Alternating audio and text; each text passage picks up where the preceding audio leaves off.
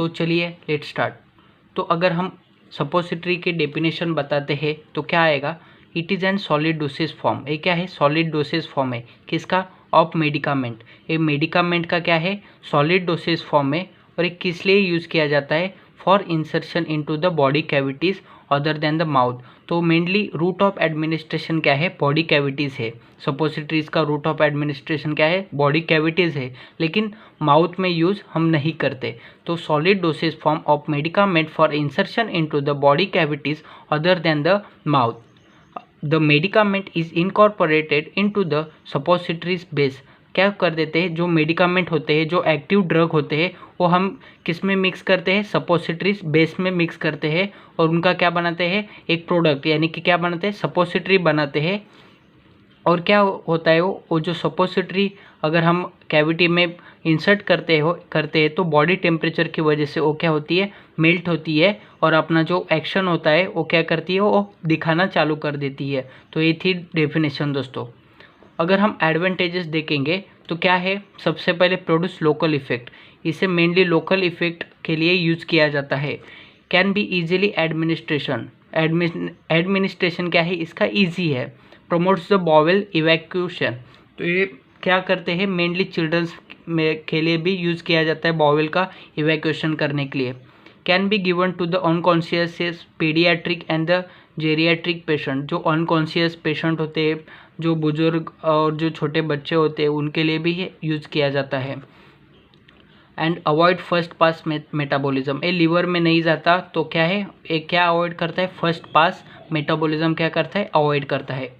अगर हम इसके डिसएडवांटेजेस देखेंगे तो क्या आएंगे दोस्तों, ये क्या है, कॉजेस एम्बारसमेंट, यानी कि हम शर्मिंदगी भी महसूस कर सकते हैं इससे। कांट ईजिली प्रिपेयर्ड, ये इतने ईजिली प्रिपेयर्ड नहीं होता, शेप वगैरह मेंटेन करना पड़ता है इसका। To be stored at the low temperature, ये क्या है, लो टेम्परेचर में उसको स्टोर करना पड़ता है। अगर रूम टेम्परेचर में रखेंगे तो क्या मेल्ट होगी, सपोजिटरी हमारी है। Irritant drug can not be administration. अभी हम कैविटी में यूज़ करते हैं तो जो इरिटेंट ड्रग होते हैं वो हम इस सपोजिटरी के थ्रू नहीं ले सकते दोस्तों। ये क्या है, डिसएडवांटेजेस है। आइडियल प्रॉपर्टीज़ चलिए देखते हैं कौन कौन सी है। Should melt at the body temperature, जो हमारी सपोजिटरी है वो हमारे बॉडी टेम्परेचर में मेल्ट होनी चाहिए।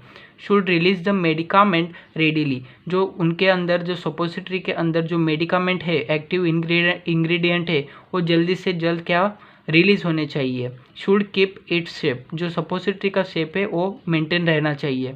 Should non toxic and the non irritant. Should stable on the storage, अगर हम उससे स्टोरेज करेंगे तो वो स्टेबल होनी चाहिए दोस्तों। टाइप्स देखेंगे तो इनके टाइप्स है रेक्टल, वजाइनल को पिसारिस भी कहते हैं, नेजल बॉगीज, यूरेथ्रल बॉगीज, एयर कोन्स। उसके बाद में हम factors affecting on the rectal absorption देखेंगे। तो क्या है, फर्स्ट फैक्टर क्या है, फिजियोलॉजिकल फैक्टर। फिजियोलॉजिकल फैक्टर में आता है colonic content, pH of the rectal fluid and the circulation root.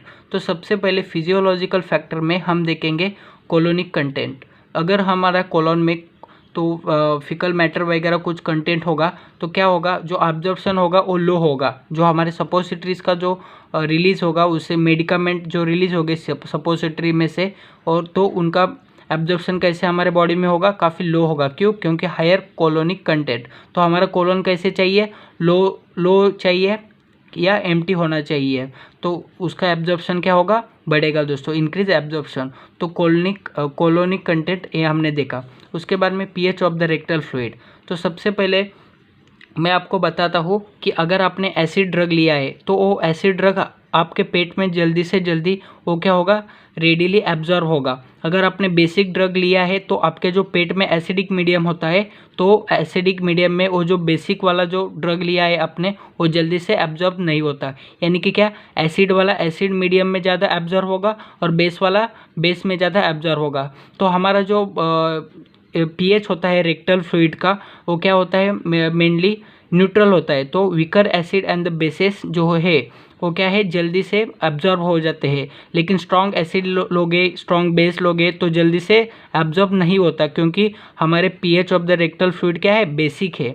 Unionised drug क्या होगे, इनका एब्जॉर्प्शन ज़्यादा होगा, जल्दी होगा, और आयोनाइज्ड ड्रग है उनका काफ़ी लो होगा। अभी अनआयोनाइज यानी कि क्या, अनआयोनाइज यानी कि अगर HCl ले लो, HCl ये क्या है, अनआयोनाइज है, और H+ और Cl- ये क्या है, आयोनाइज हो गए। तो ये अनआयोनाइज ड्रग हो गए, वो क्या हो गए, जल्दी एब्जॉर्ब हो गए। और ये जो अनआयोनाइज ड्रग है वो जल्दी एब्जॉर्ब हो गए, और आयोनाइज ड्रग है वो जल्दी से एब्जॉर्ब नहीं होते, क्योंकि ये माइक्रोमोलिक्यूल्स की तरह ट्रीट होते हैं दोस्तों। सर्कुलेशन रूट देखते हैं हम। If the drug is absorb from the lower haemorrhoidal venous it will directly take the drug to the inferior vena cava. मान लो कि ये लोअर हेमोरोइडल होता है और ये क्या होता है, इन्फीरियर वेना कावा। अगर हम ड्रग यहाँ पर लेते हैं तो क्या होगा, जल्दी से यहाँ पर एब्जॉर्ब होगा और वो सीधा इन्फीरियर वेना कावा में चला जाएगा, यानी कि लीवर को वो बाईपास करेगा दोस्तों। अगर आप ये भी पढ़ सकते हो, उसके बाद में सेम ही है। और फिजियोकेमिकल फैक्टर देखते हैं अभी हम। डिग्री ऑफ आयोनाइजेशन, मैंने यहाँ पर आपको बताया था, अनआयोनाइज ड्रग होगा और जल्दी एब्जॉर्ब होगा, और जो आयोनाइज हुआ है वो ड्रग, उसको एब्जॉर्प्शन रेट क्या है, काफ़ी लो रहता है दोस्तों। पार्टिकल साइज देखते हैं। पार्टिकल साइज में क्या आएगा, अगर आपके ड्रग में पार्टिकल साइज देखते हैं दोस्तों, अगर आपने जो सपोजिटरीज ली है उसमें जो एक्टिव इंग्रेडिएंट है उनका स्मॉल साइज होगा तो जल्दी एब्जॉर्प्शन होगा।